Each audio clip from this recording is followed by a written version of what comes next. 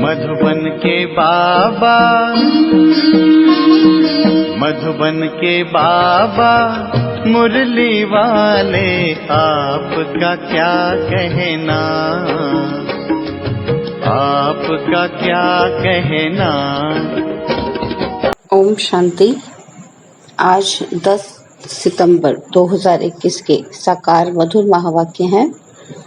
आज मीठे मीठे बाप दादा बोले, मीठे बच्चे, तुम रूहानी बाप से नई नई रूहानी बातें सुन रहे हो।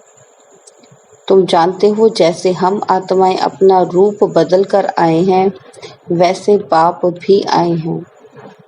आज मीठे मीठे बाप दादा ने कहा, मीठे बच्चे, तुम रूहानी बाप से नई नई रूहानी बातें सुन रहे हो। तुम जानते हो जैसे हम आत्माएं अपना रूप बदल कर आए हैं, वैसे बाप भी आए हैं। आज मुरली का प्रश्न है कि छोटे छोटे बच्चे बाप की समझानी पर अच्छी रीति ध्यान दें तो कौन सा टाइटल ले सकते हैं। तो उत्तर में बाबा ने कहा कि स्पिरिचुअल लीडर का। छोटे बच्चे अगर कोई हिम्मत का काम करके दिखाएं, बाप से जो सुनते हैं उस पर ध्यान दें और दूसरों को समझाएं, तो उन्हें सब बहुत प्यार करेंगे। बाप का नाम भी बाला हो जाएगा। और आज मुरली का गीत है, छोड़ भी दे आकाश सिंहासन। ओम शांति। बच्चों ने बुलाया और बाप ने रिस्पॉन्ड किया। प्रैक्टिकल में बच्चे क्या करते हैं, क्या कहते हैं कि बाबा आप फिर से रावण राज्य में आ जाओ। अक्षर भी है ना कि फिर से माया का परछाया पड़ा है। माया कहा जाता है रावण को। तो पुकारते हैं कि रावण राज्य आ गया है, इसलिए अब फिर से आ जाओ। रावण के राज्य में यहाँ बहुत दुख है। हम बहुत दुखी पाप आत्मा बन पड़े हैं और अभी बाप प्रैक्टिकल में है। बच्चे जानते हैं फिर से वही महाभारत लड़ाई भी खड़ी है। बाप ज्ञान और राजयोग सिखला रहे हैं। बुलाते भी हैं कि हे निराकार परमपिता परमात्मा, निराकार से आकर साकारी रूप लो, रूप बदलो। बाप समझाते हैं तुम भी यहाँ के रहने वाले हो, ब्रह्म महतत्व व निराकारी दुनिया में। बाबा ने कहा कि तुमने भी रूप बदला है, ये कोई नहीं जानते।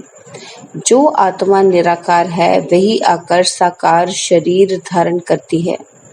वह है निराकारी वर्ड और यह है साकारी दुनिया, और वह है सटल वर्ड आकारी, वह अलग है। बाबा कहते हैं कि तुम्हारी बुद्धि में है कि हम शांति धाम व निर्वाण धाम से आते हैं। बाप को जब पहले पहले नई रचना रचनी होती है तो सूक्ष्म वतन को ही रचेंगे। सूक्ष्म वतन में अभी तुम जा सकते हो, फिर कभी जाने का नहीं होता। पहले पहले तुम वाया सूक्ष्म वतन से नहीं आते हो, सीधे आते हो, और अभी तुम सूक्ष्म वतन में आ जा सकते हो। पैदल आदि जाने की बात नहीं है। बाबा कहते ये साक्षात्कार होता है तुम बच्चों को।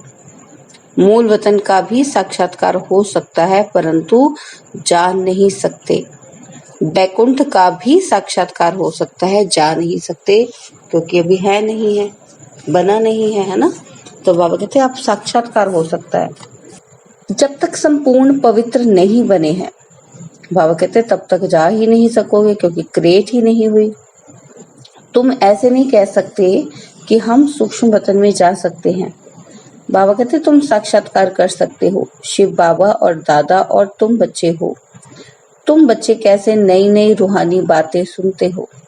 यह बातें दुनिया में कोई नहीं जानते। भल कहते हैं इनकॉर्पोरियल वर्ड, परंतु यह पता नहीं है कि वह कैसी होती है।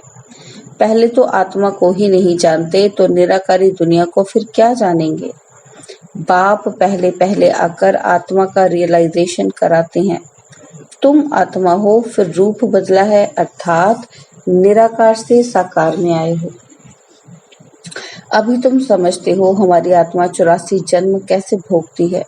वह सारा पाठ आत्मा में रिकॉर्ड मुआफिक भरा हुआ है। पहले ये बातें सुनाते थे, बाप कहते हैं अभी तुमको गुह्य रमणीक बातें सुनाता हूँ जो तुम आगे नहीं जानते थे, वह अभी जानते हो। बाबा कहते पहले तुम जानते नहीं थे लेकिन अभी तुम जान गए हो।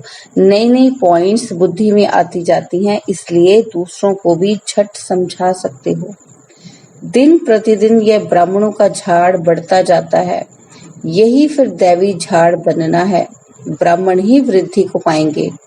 देखने में कैसे छोटे आते हैं, जैसे वर्ल्ड के नक्शे में इंडिया देखते हैं तो कितनी छोटी दिखाई पड़ती है।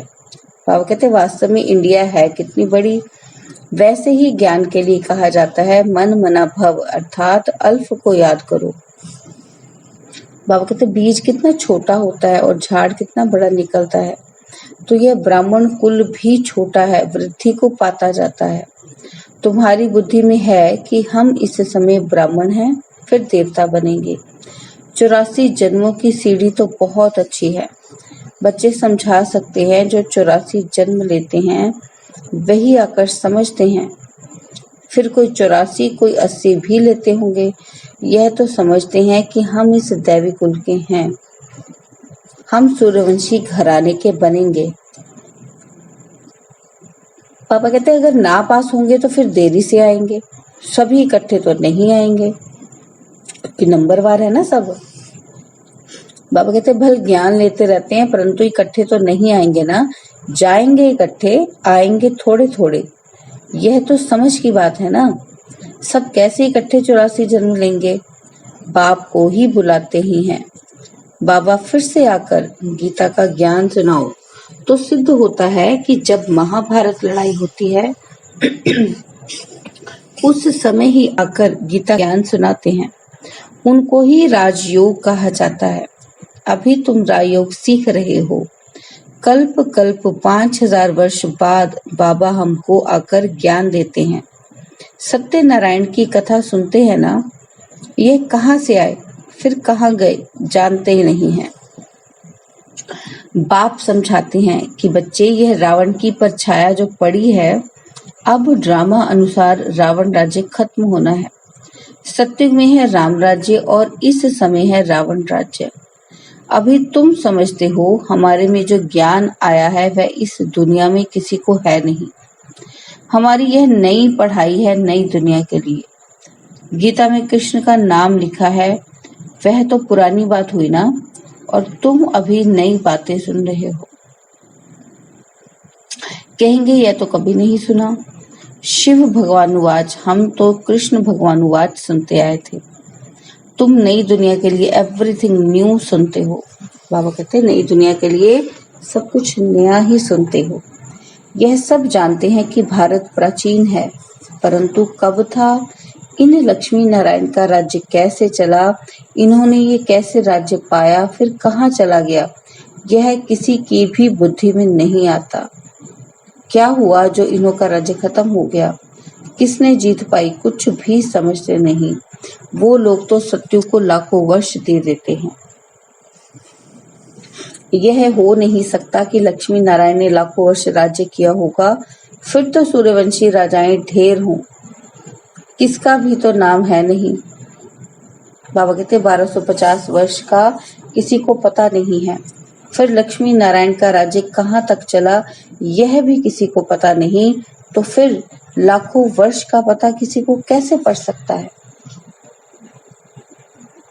बाबा कहते किसी की भी बुद्धि काम नहीं करती। अभी तुम छोटे छोटे झट समझा सकते हो। यह है बहुत सहज भारत की कहानी है, सारी स्टोरी है। सत्युग त्रेता में भी भारतवासी राजाएं थे, अलग अलग चित्र भी हैं। बाप कहते यहाँ तो हजारों वर्ष कह देते हैं। बाप कहते हैं यह है ही 5000 वर्ष की कहानी। आज से 5000 वर्ष पहले लक्ष्मी नारायण का राज्य था, डिनाइस्टी थी, फिर पुनर्जन्म लेना पड़े। छोटी छोटी बच्चियां इतना थोड़ा भी बैठ समझाएं तो समझेंगे यह तो बहुत अच्छी नॉलेज पड़ी हुई है। यह है स्पिरिचुअल नॉलेज, सिवाय स्पिरिचुअल फादर और कोई के पास है नहीं। तुम कहेंगे हमको भी स्पिरिचुअल फादर ने आकर बताया है। आत्मा शरीर द्वारा सुनती है, आत्मा ही कहेगी कि हम फलाना बनते हैं। सेल्फ को मनुष्य रियलाइज नहीं करते। हमको बाप ने रियलाइज कराया है। हम आत्मा 84 जन्म पूरे लेते हैं। ऐसी ऐसी बातें बैठ समझाएं तो कहेंगे इनको तो बहुत अच्छा नॉलेज है। गॉड नॉलेजफुल है ना, गाते भी हैं God is knowledgeful, blissful, liberator, guide, परंतु कहाँ ले जाने वाला है यह कोई नहीं जानते। यह बच्चे समझा सकते हैं। स्पिरिचुअल फादर नॉलेजफुल है, इसको ब्लिसफुल कहा जाता है। लिबरेट तब आकर करते हैं जब मनुष्य बहुत दुखी होते हैं। एक रावण का राज्य होता है, हेवनली गॉड फादर कहा जाता है, हेल को रावण राज्य कहा जाता है। यह नॉलेज किसको बैठ सुनाओगे? झट कहेंगे ये सबको चलकर सुनाओ, परंतु धारणा बहुत अच्छी चाहिए। प्रदर्शनी के चित्रों की मैगजीन भी है और भी समझेंगे तो इस पर बहुत सर्विस कर सकते हैं। यह बच्ची भी जयंती बहन के बारे में बाबा बात करें कि लंदन में वहां अपनी टीचर को समझा सकती हैं। वहां लंदन में यह सर्विस कर सकते हैं। दुनिया में ठगी बहुत है ना, रावण ने एकदम सबको ठग बना दिया है। बच्चे सारे वर्ल्ड की हिस्ट्री ज्योग्राफी समझा सकते हैं। लक्ष्मी नारायण का राज्य कितना समय चला, फिर फलाने संवत में इस्लामी, बौद्धी, क्रिश्चियन आते हैं। वृद्धि होते होते वैरायटी धर्मों का झाड़ कितना बड़ा हो जाता है। आधा कल्प बाद और धर्म आते हैं। ऐसी ऐसी बातें यह बैठ सुनाए तो सुनने वाले इनको कहेंगे यह तो स्पिरिचुअल लीडर है, इनमें स्पिरिचुअल नॉलेज है। यह फिर कहेंगी यह नॉलेज इंडिया तो मिल रही है, स्पिरिचुअल गॉड फादर दे रहे हैं। वह है बीज रूप, यह उल्टा झाड़ है, बीज है नॉलेजफुल। बाबा कहते बीज को झाड़ की नॉलेज होगी ना। यह वैरायटी रिलीजन का झाड़ है। भारत का डीटी रिलीजन इनको कहा जाता है। पहले लक्ष्मी नारायण का राज्य, फिर होता है राम सीता का राज्य। आधा कल्प यह चलता है, फिर बाद में आते हैं इस्लामी। झाड़ वृद्धि को पाता रहता है। ऐसे जाकर यह बच्ची भाषण करे और समझाए कि यह वृक्ष कैसे इमर्ज होता है, यह सृष्टि चक्र कैसे फिरता है। हम समझा सकते हैं। विलायत में तो और कोई है नहीं। यह बच्ची जाकर समझाए कि अभी आयरन एज का अंत है, गोल्डन एज आने वाला है, तो वे लोग बहुत खुश होंगे। बाबा युक्ति बतलाते रहते हैं, इस पर ध्यान देना चाहिए। छोटे बच्चों को मान बहुत मिले। छोटा कोई हिम्मत का काम करते हैं तो उनको बहुत प्यार करते हैं। बाप को यह होता है कि ऐसे ऐसे बच्चे इसमें अटेंशन दें तो स्पिरिचुअल लीडर बन जाएं। स्पिरिचुअल गॉड फादर ही बैठ नॉलेज देते हैं। कृष्ण को गॉड फादर कहना भूल है, गॉड तो है ही निराकार। हम सब आत्माएं ब्रदर्स हैं, वह बाप है। सब आयरन एज में जब दुखी होते हैं तब बाप आते हैं, और जब फिर आयरन एज होता है तो बाप को गोल्डन एज स्थापन करने आना होता है। भारत प्राचीन सुख धाम था, हेवन था। बहुत थोड़े मनुष्य थे, बाकी इतनी सब आत्माएं कहाँ थी? शांति धाम में थी ना। तो ऐसे समझाना चाहिए, इसमें डरने की बात नहीं। यह तो कहानी है, कहानी खुशी से बताई जाती है। वर्ल्ड की हिस्ट्री ज्योग्राफी कैसे रिपीट होती है उनको कहानी भी कह सकते हैं। और बाबा कहते हैं नॉलेज भी कह सकते हैं। तुमको तो ये पक्की याद होनी चाहिए। बाप कहते हैं मेरी आत्मा में सारे झाड़ का ज्ञान है जो मैं रिपीट करता हूँ। नॉलेजफुल बाप बच्चों को नॉलेज दे रहे हैं। यह जाकर नॉलेज देंगी तो कहेंगे आप औरों को भी बुलाओ। बोलो हाँ, बुला सकते हैं, क्योंकि वे लोग जानना चाहते हैं कि भारत का प्राचीन राजयोग क्या था जिससे भारत हेवन बना, वह कोई समझाए। अब सन्यासी क्या सुनाएंगे? स्पिरिचुअल ज्ञान सिर्फ गीता में है, तो वह जाकर गीता ही सुनाते हैं। गीता कितनी पढ़ते हैं, कंठ करते रहते हैं। क्या ये स्पिरिचुअल नॉलेज है? बाबा कहते बताओ, क्या ये है स्पिरिचुअल नॉलेज? यह तो बनाई है मनुष्य के नाम पर। स्पिरिचुअल नॉलेज तो मनुष्य दे ना सके। तुम अभी फर्क समझते हो। उस गीता में और जो बाबा सुनाते हैं उसमें रात दिन का फर्क है। दिया फादर ने और नाम डाल दिया है कृष्ण का। सत्युग में कृष्ण को यह नॉलेज है नहीं, नॉलेजफुल है ही फादर। कितनी अटपटी बातें हैं। कृष्ण की आत्मा जब सत्युग में थी तब तो नॉलेज है नहीं। कितना सूत मूंझा हुआ है। यह सब विलायत में जाकर नाम निकाल सकते हैं, भाषण कर सकते हैं। बोलो, वर्ड की हिस्ट्री, ज्योग्राफी की नॉलेज हम आपको दे सकते हैं। गॉड हेवन स्थापन कैसे करते हैं, वह हेवन से फिर हेल कैसे बनता है, सो हम आपको समझाते हैं। यह बैठ लिखें, फिर देखें हम कोई पॉइंट भूले तो नहीं है, फिर याद करके लिखें। ऐसे प्रैक्टिस करने से बहुत अच्छा लिखेंगे, बहुत अच्छा समझाएंगे तो नाम वाला हो जाएगा। यहाँ से भी बाबा कोई को बाहर भेज सकते हैं, यह जाकर समझाए तो भी बहुत अच्छा। 7 दिन में भी बहुत होशियार हो सकते हैं। बुद्धि में धारण करना है। किसको? बीज और झाड़ डिटेल समझानी है। चित्रों पर बहुत अच्छी रीति समझा सकते हैं। बाबा कहते हैं सर्विस का शौक होना चाहिए। बहुत ऊंच मर्तबा हो जाएगा। नॉलेज बड़ी सहज है। यह है पुरानी चीची दुनिया। स्वर्ग के आगे यह पुरानी दुनिया जैसे गोबर मिसल है। इनसे बांस आती है और वह है सोने की दुनिया और यह है गोबर की दुनिया। तुम बच्चे जानते हो अभी हम यह शरीर छोड़ जाकर प्रिंस प्रिंसेस बनेंगे। ऐसे स्कूल में पढ़ने जाएंगे, वहां ऐसे विमान होंगे, फुल प्रूफ होंगे। यह खुशी बच्चों को अंदर रहे तो कभी भी इस बात में रोना नहीं आए। बाबा कहते कि तुम समझते हो ना कि हम प्रिंस प्रिंसेस बनेंगे, तो तुमको क्यों नहीं अंदर में खुशी होनी चाहिए। भविष्य में ऐसे स्कूल में जाएंगे, यह करेंगे। बच्चों को पता नहीं क्यों भूल जाता है। बहुत नशा चढ़ना चाहिए।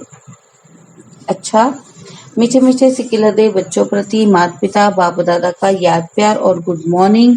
रूहानी बाप की रूहानी बच्चों को नमस्ते।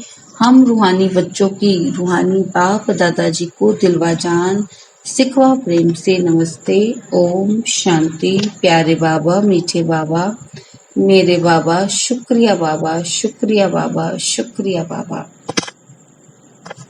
धारणा के लिए मुख्य सार है। पहला पॉइंट है, इस पुरानी चीची गोबर मिसल दुनिया को बुद्धि से भूल सत्यों की दुनिया को याद कर अपार खुशी व नशे में रहना है। कभी भी रोना नहीं है। और सेकंड पॉइंट है, बाप जो गुह्य रमणीक बातें सुनाते हैं उन्हें धारण कर सबको समझाना है। स्पिरिचुअल लीडर का टाइटल लेना है। और आज बाबा ने हमें वरदान दिया है, कर्म करते हुए कर्म के बंधन से मुक्त रहने वाले सहज योगी स्वतः योगी भव। कर्म करते हुए कर्म के बंधन से मुक्त रहने वाले सहज योगी स्वतः योगी भव। बाबा ने इसको समझाया कि जो बच्चे महावीर हैं उन्हें साकारी दुनिया की कोई भी आकर्षण अपनी तरफ आकर्षित नहीं कर सकती। वे स्वयं को 1 सेकंड में न्यारा और बाप का प्यारा बना सकते हैं। डायरेक्शन मिलते ही शरीर से परे अशरीरी आत्म अभिमानी बंधन मुक्त योग युक्त स्थिति का अनुभव करने वाले ही सहज योगी स्वतः योगी सदा योगी कर्म योगी और श्रेष्ठ योगी हैं।